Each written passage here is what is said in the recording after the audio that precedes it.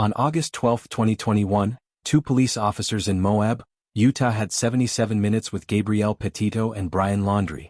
They had body cameras recording every word. They had a 911 caller describing violence. They saw visible injuries on Gabby's body. And they had training that told them exactly what they were looking at. By the time they let both of them drive away, there were 17 days left to save her life.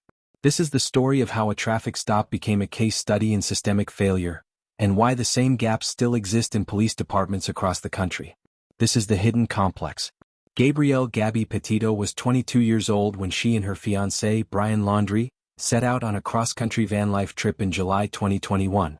On Instagram and YouTube she posted sunsets, hiking trails, and the dream of life on the road. But as the online highlight reel got brighter, things off-camera were getting darker. By early August, witnesses in multiple states had reported seeing the couple arguing. On August 12, outside the Moonflower Co-op in Moab, a bystander watched Brian slap Gabby multiple times and called 911. He told dispatch he saw Brian strike her, then force her into their white Ford Transit van. He said Brian looked like he was trying to take Gabby's phone and lock her out. He watched her climb through the driver's window to stop him from leaving without her.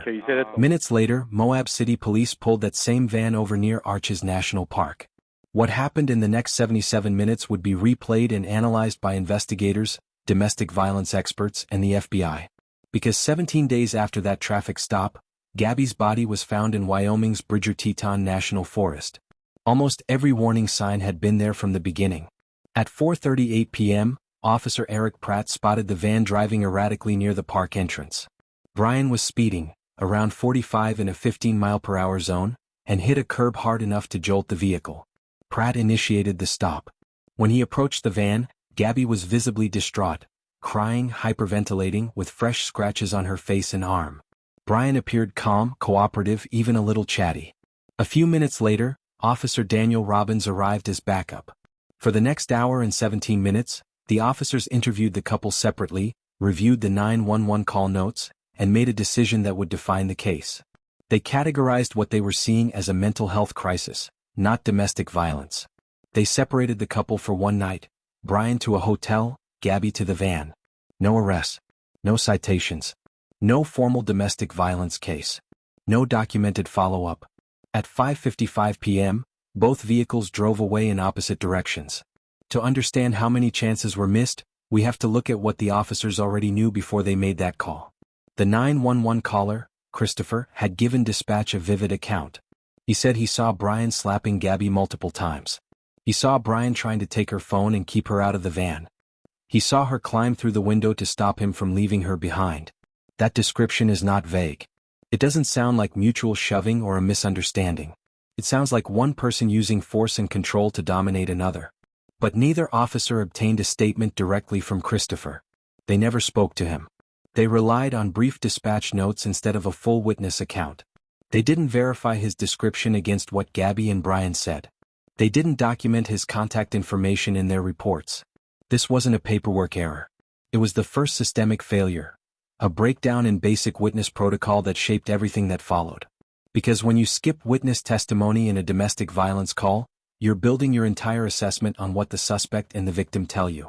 And in domestic violence cases, that's exactly where the truth is most likely to be distorted. When Officer Robbins interviewed Gabby, she told him she had hit Brian first. She said she was scared he was going to leave her in Moab without her phone. She said she'd been struggling with OCD and anxiety, and that the stress of the trip was making it worse.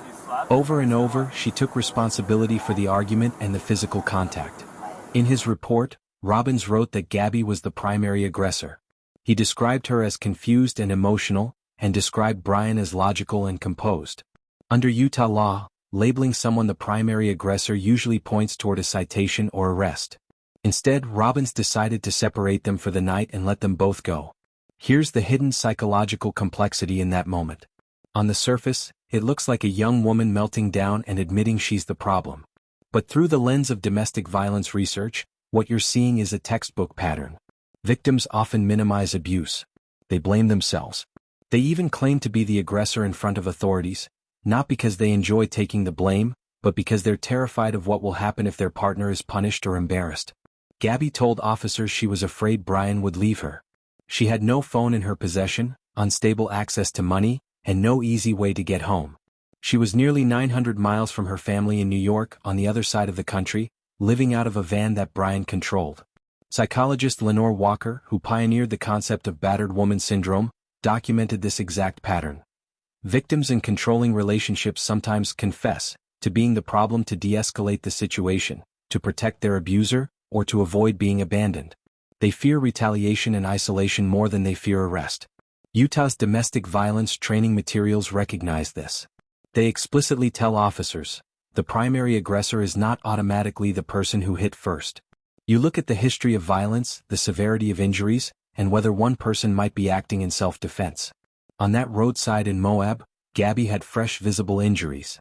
Brian had minor marks he claimed came from her grabbing his face. Gabby was shaking and hysterical. Brian was calm, controlled, and charming. And the 911 caller had described Brian as the one slapping Gabby, not the other way around. Every major indicator pointed toward Gabby being the victim, not the primary aggressor. But the officers saw a woman who admitted to hitting first, and a man who stayed composed. They saw what they expected to see, not what the full evidence was telling them. The second failure goes deeper than misidentifying the aggressor. It was a failure to see the pattern of coercive control that was captured on their own cameras. During the stop, Gabby told officers that Brian had locked her out of the van and taken her phone. She said he told her she wasn't calm enough to drive. She said he got frustrated with her for being messy and disorganized. She apologized repeatedly for being mean and causing problems. These aren't just messy relationship details. They're classic indicators of coercive control, a pattern where one partner dominates the other by isolating them, monitoring them, and micromanaging their daily life. Can look like controlling access to money or transportation, restricting phone use, deciding who the victim can talk to, undermining their confidence until they doubt their own judgment. Brian controlled the van. He controlled when and whether Gabby could drive. He controlled her access to the phone. And during the stop, he controlled the narrative, calmly explaining to officers that Gabby's anxiety was the real problem, not his behavior. In his report, Officer Robbins wrote that Brian didn't want to see Gabby punished, and showed love and affection toward her. He interpreted Brian's behavior as protective. He didn't recognize that it can also be a red flag, an abuser positioning himself as the reasonable, caring one, while the victim appears unstable and at fault. Modern lethality assessments are designed to catch exactly these patterns. It includes questions like, has your partner ever tried to control your daily activities? Has your partner ever stopped you from leaving, or taken your phone? Has your partner ever threatened to hurt you, or themselves, if you left? There is no evidence in the report that these questions were asked that day. The focus stayed on whether a single physical assault had happened, not whether Gabby was living in an ongoing pattern of control. Psychologically, coercive control works by shrinking a victim's world until their abuser becomes the center of gravity. Systemically, it slips through the cracks because it doesn't always leave bruises that can be photographed. By the time violence escalates to homicide, coercive control has often been present for months or years. The third failure was the decision at the end of the stop, to separate Gabby and Brian for one night, then send them back on the road together with no safety net. Officer Robbins arranged a hotel room for Brian, paid for through a local service. Gabby would sleep alone in the van. The separation was framed as a way to let them cool off. The next morning they were free to reunite and keep traveling. On paper, separation looks like a compromise between doing nothing and making an arrest. In practice, separation without follow-up can be one of the most dangerous responses in domestic violence cases.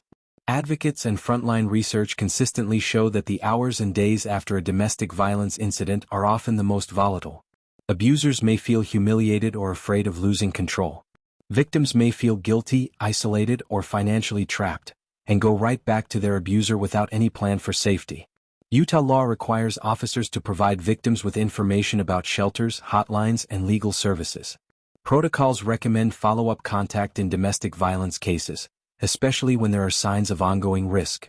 In Moab, there's no documented evidence that Gabby received a resource card. No record of a scheduled welfare check. No note that a domestic violence advocate was notified. The officers had the authority to arrest Brian for domestic violence, even if Gabby didn't want to press charges. Utah is a mandatory arrest state.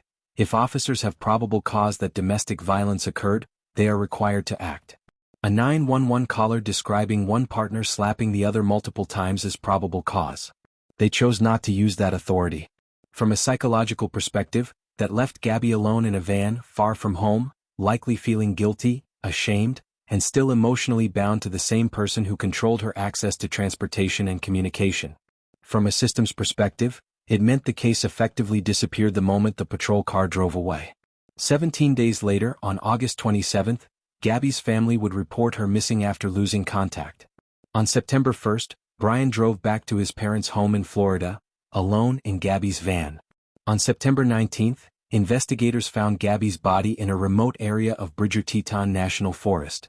The coroner ruled her death a homicide by manual strangulation.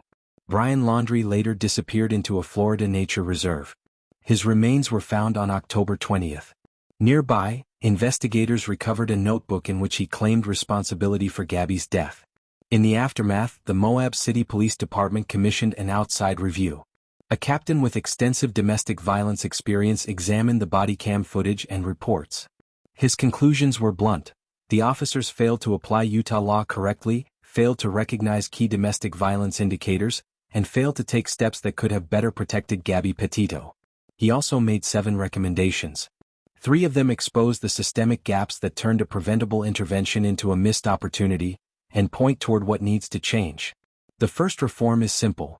When officers respond to a domestic violence call, they must obtain direct statements from all available witnesses before making decisions. Christopher, the 911 caller, watched Brian slap Gabby. He saw Brian try to lock her out of the van. He saw her climbing through the window to stop him from leaving. His account directly contradicted parts of what both Gabby and Brian told officers. But because no one contacted him, his version of events never entered the official decision-making process. This isn't unique to Moab. Studies of domestic violence policing have found that officers frequently fail to interview witnesses, even when they're clearly identified. Sometimes it's time pressure. Sometimes it's the belief that victim and suspect statements are enough. Sometimes it's habit. But in domestic violence cases, witnesses are often the only relatively objective voices available. Victims may minimize or deny abuse. Suspects have every incentive to lie. Witnesses are the people with no direct stake in the outcome. The reform is straightforward. Before officers complete any domestic violence assessment, they document witness contact information, capture statements on body camera or in writing, and compare those statements against what the couple says. When there's a conflict, the witness account becomes a key factor in determining probable cause. Departments that have tightened their witness protocols report clearer cases, stronger evidence in court, and fewer missed high-risk situations. The tools are already there: body cameras, in-car computers, digital reports. The barrier isn't technology. It's policy and enforcement. The second reform targets what the Moab officers missed: coercive control. Gabby told police that Brian had locked her out of the van and taken her phone, that he decided whether she could drive, that he was angry about her being messy and disorganized. She apologized constantly. She was terrified he might leave her stranded far from home. Those details aren't side notes. They're the core of the power imbalance. Yet many officers receive only limited training on patterns like coercive control. They're taught to look for bruises, broken objects, and obvious injuries. They're not always trained to recognize someone whose entire life is being managed and monitored by their partner. In the United Kingdom, coercive and controlling behavior in intimate relationships became a specific criminal offense in 2015.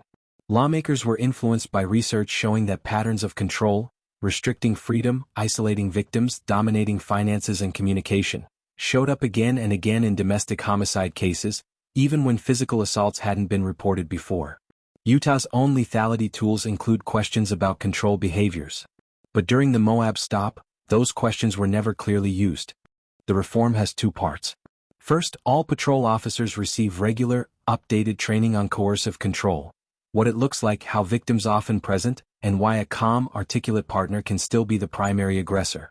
Second, coercive control screening is built directly into domestic violence response protocols, not treated as optional. The questions are specific. Has your partner ever prevented you from leaving or taking your phone? Does your partner control your access to money or transportation? Have they isolated you from friends or family? Do they monitor your calls, messages, or social media? These questions have to be asked privately, away from the suspect, with the answers documented. When a victim says yes to multiple control behaviors, that case should be flagged for further review by a domestic violence specialist, even if the visible injuries are minor. In places where coercive control screening has been implemented, advocates report identifying far more high-risk victims than when they only looked for physical harm. And those victims are more likely to accept help once someone names what's actually happening to them. The research is clear on one point: coercive control is one of the strongest predictors of severe or lethal domestic violence. If we train officers to recognize it early, we gain a window for intervention that doesn't exist once violence escalates to strangulation or homicide. The final reform tackles the most dangerous gap: what happens after officers leave. In Moab, the response ended with a one-night separation. No confirmed resource card, no advocate contact, no welfare check, no plan. Advocates have warned for years that the hours and days after a domestic violence incident are volatile. Some communities responded by creating high-risk teams: police, prosecutors, and advocates who flag the most dangerous cases and actively manage them. One influential model, developed at the Jean Geiger Crisis Center in Massachusetts, used these teams to track high-risk cases, build safety plans, and coordinate between agencies. Jurisdictions using that kind of approach reported dramatic drops in domestic violence homicides. The reform that grows from that experience has three parts. First, every victim in a domestic violence-related call receives information about shelters, hotlines, legal options, and advocacy services, and officers document that it was offered. Second, a domestic violence advocate contacts the victim within about 24 hours to check on safety and talk through options, whether or not an arrest was made.